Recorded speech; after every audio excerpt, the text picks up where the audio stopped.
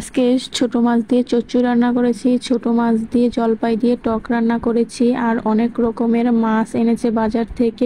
তারপরে অনেক রকমের সবজি এনেছে, আর কোথা থেকে নিম পাতা এনেছি, নিম পাতাতে কি কি করেছি, আজকে কি কি করেছি সব কিছু আপনাদের সাথে শেয়ার করব। হ্যালো এভরিওয়ান, আসসালামু আলাইকুম। সবাই কেমন আছেন? আই হোপ আমি অনেক ভালো আছি।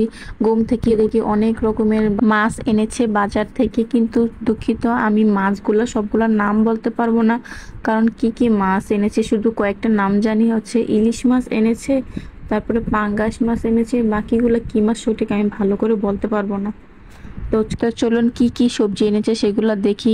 সবজির নামগুলো বলতে পারবো, সবজি চিনি সেটা সমস্যা না। আর হচ্ছে আমাদের বাসায় অনেক সবজি খাওয়া পরে বেশি সবজি আনা হয়, আমাদের সবজি খাওয়া হয়। এই সবজিগুলো অনেকেই মনে করেন এত সবজি কয়দিন খাবেন, আপনি কি পুরা মাস খাবেন? না, এই সবজিগুলো আমাদের 3 থেকে 4 দিন খাওয়া হবে, এর বেশি না। তার মধ্যেই শেষ হয়ে যাবে, আবার আনতে হবে। সপ্তাহে 2 দিন বাজার করতে হয়। চলেন কি কি সবজি এনেছে দেখি। তো প্রথমেই দেখলাম যে লাউ এনেছে, পেঁপে এনেছে। তো এগুলো আমি তারপরে দেখি ওইটার মধ্যে কি কি এনেছে। তারপর দেখলাম ধনিয়া পাতা এনেছে, পালং শাক এনেছে, তারপরে অনেকগুলো সিম এনেছে। এখন হচ্ছে রান্নার জন্য প্রিপারেশন নিচ্ছে, কি রান্না করব। এতগুলো সবজির মধ্যে যে মাছের মধ্যে কি কি রান্না করা যায়। তো আব্বু হচ্ছে যে ছোট মাছ এনেছিল, তো আমি ভাবলাম যে ছোট মাছগুলো দুপুরের জন্য রান্না করেছি, আর বাকিগুলো বিকালে রান্না করব, দুপুরে যে খেতে পারি। ওই জন্য আব্বু বলছে যে কিছু মাছ দিয়ে চচ্চড়ি রান্না করে দাও, আর এর মধ্যে আমি খেতে পারবো। আর বলছে কিছু মাছ দিয়ে একটু জলপাই দিয়ে টক রান্না করতে। আমি বললাম যে আচ্ছা ঠিক আছে, প্রথম ছোট মাছের চচ্চড়ি রান্না। এদিকে আমি সবকিছু দিয়ে মাখিয়ে নিয়েছি, মাখিয়ে এখন একটু পানি দিব। পানিটা দিয়ে এখন হয়ে যাবে, আমি এখন বসিয়ে দিব রান্না, চুলার মধ্যে বসিয়ে দিয়ে। বেশিক্ষণ লাগবে না, ছোট মাছ রান্না করতে অনেক অল্প সময় লাগে, অনেক বেশি অল্প সময়ের মধ্যে হয়ে যাবে।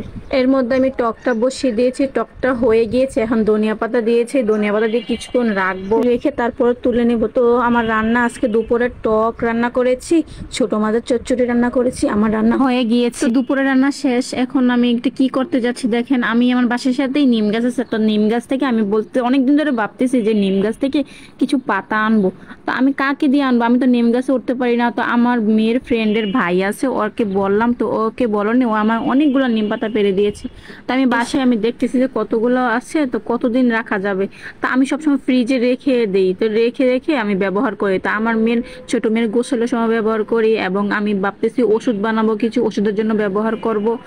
তা আমি এগুলা পাতাগুলা ঝরে নিব, ঝরে কিছু ফ্রিজে রেখে দেবো, আর কিছু ব্লেন্ড করে নেবো, ব্লেন্ড করে ওষুধ বানিয়ে নেবো। ওষুধ বানিয়ে নিলে আমিও খেতে পারবো, আর আমার যেগুলো ফ্রিজে রাখবো ওইগুলো মেয়েকে গোসলের সময় ব্যবহার করব।